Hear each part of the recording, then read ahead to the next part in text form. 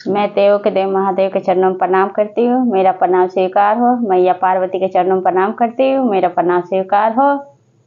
कार्तिक गणेश दोनों भैया के चरणों में प्रणाम करती हूँ, मेरा प्रणाम स्वीकार हो। आप सभी गुरु भाई बहन के चरणों में प्रणाम करती हूँ और महादेव से दया मांगती हूँ। हे महादेव, मेरे जितने गुरु भाई बहन हैं सब पे दया कीजिए, पल पल दया कीजिए। गुरु भाई बहन, आज मैं जो कथा आप लोगों को सुनाने जा रही हूँ कि कैसे महादेव स्वयं एक मछुआरा बन के मछुआरे के पास आए।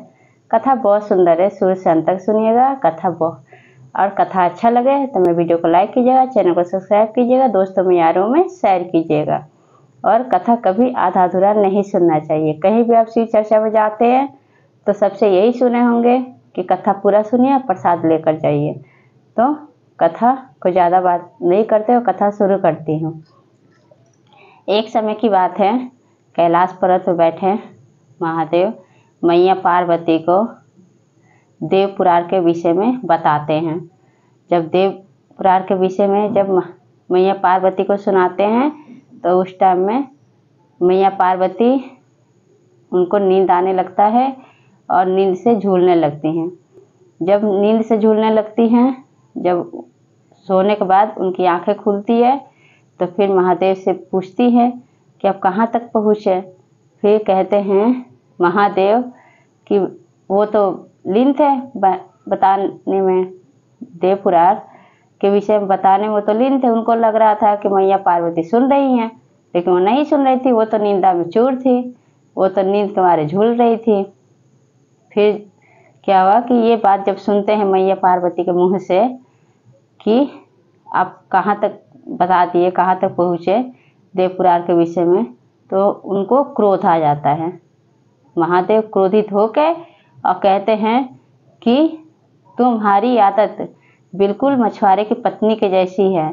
मैं इतना देव पुराण तुम्हें सुना रहा हूँ और तुम्हें निंदा आ रही है, तुम नींद में चूर हो, नींद से झूल रही हो, तो तुम चले जाओ यहाँ से, तुम कैलाश पर्वत छोड़ दो और तुम चले जाओ मछुआरे घर, तुम्हें वहीं पे रहना होगा।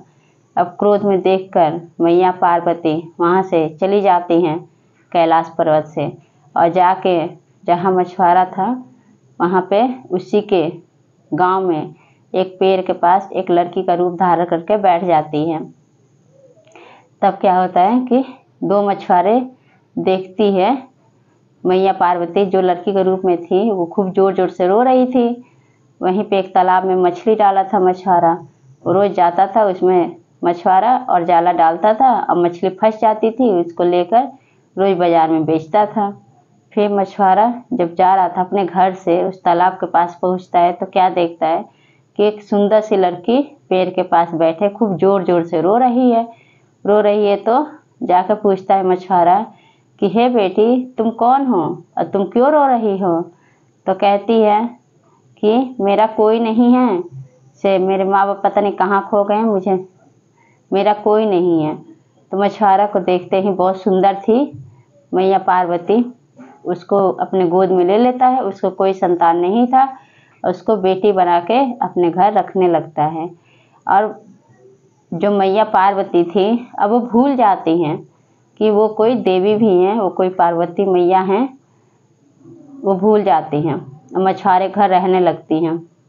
अब वो भी ऐसे काम करने लगती है जैसे वो मछुआरा करता है। मछली मारने के लिए जाला डालता था तालाब में, मछली निकालता था। अब ये काम मैया पार्वती भी लड़की के रूप में करने लगती है। मछुआरे को अपने माँ बाप दोनों मारने लगती हैं। ऐसे उनका दिन बीतने लगता है, धीरे धीरे समय बीतने लगा। इधर क्या होता है कि अब जब भगवान भोलेनाथ को जब इस बात का एहसास होता है कि जो पार्वती के बिना मैं एक क्षण नहीं रह सकता, उसको अपने कैलाश पर्वत से निकाल दिया हूँ, तो हटा दिया यहाँ से।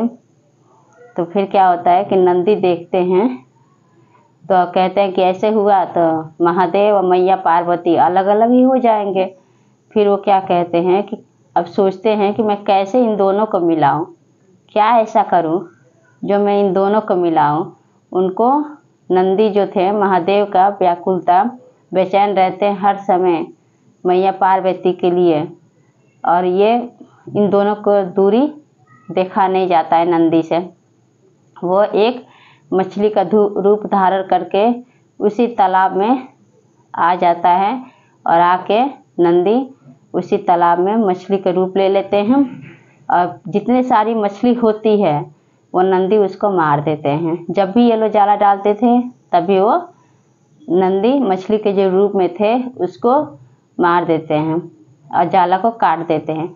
इस तरह से मछुआरे घर में सुखाड़ पड़ जाता है, मछली निकलती नहीं है और जो विशाल मछली था उससे त्राही त्राही सब परेशान हो जाते हैं।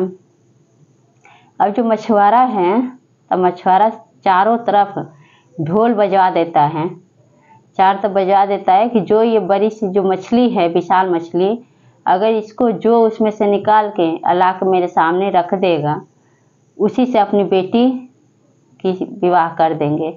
और वो प्यार से इतनी सुंदर रहती हैं मैया पार्वती को उनका नाम रख देता है मछुआरा पार्वती। अब ये बात गाँव गई, चारों तरफ सबको पता चलता है। कैलाश पर्वत पर बैठे महादेव भी सुनते हैं। फिर वो एक मछुआरे के रूप में आते हैं, आते ही कहते हैं कि मछुआरे मैं उसको निकाल दूंगा, मछली जो है बड़ा सा मैं उसको ला के आपके सामने रख दूंगा, लेकिन जो आप बोले हैं उस बात पे अमल कीजिएगा, उस शर्त को भूलिएगा नहीं। मछुआरा कहता कि नहीं, मेरे जो मैं बात मुंह से निकाल दिया हूँ उसको मैं कभी नहीं भूल सकता हूँ। तब क्या होता है कि महादेव जो मछुआरे के रूप में आए थे फिर वहीं पे उसी तालाब में जब जाते हैं, वो तो स्वयं नंदी थे, नंदी हाथ जोड़ के भगवान के सामने तो अब वो वहाँ पे एकदम कुछ नहीं कर पाते हैं। फिर महादेव मछुआरे के रूप में जो थे उस मछली को लेकर आते हैं और आकर उस मछुआरे के सामने रख देते हैं। इस तरह से देख के मछुआरा खुश होके उस मछुआरे के साथ मैया पार्वती की शादी कर देता है। और फिर महादेव और मैया पार्वती दोनों कैलाश पर्वत पे चले जाते हैं। इधर जब देखता है नंदी कि दोनों तो मिल गए, मैया पार्वती और महादेव दोनों एक हो गए, अब जो मछली के रूप में थे तो वहाँ से अंतर ध्यान हो जाते हैं। अब वो भी चले जाते हैं कैलाश पर्वत पे। तो इस वजह से महादेव और मैया पार्वती का शिव चर्चा कथा कैसा आप लोग को लगा कमेंट बॉक्स में बताइए। और सब बोलिए हर हर महादेव, मैया पार्वती की जय।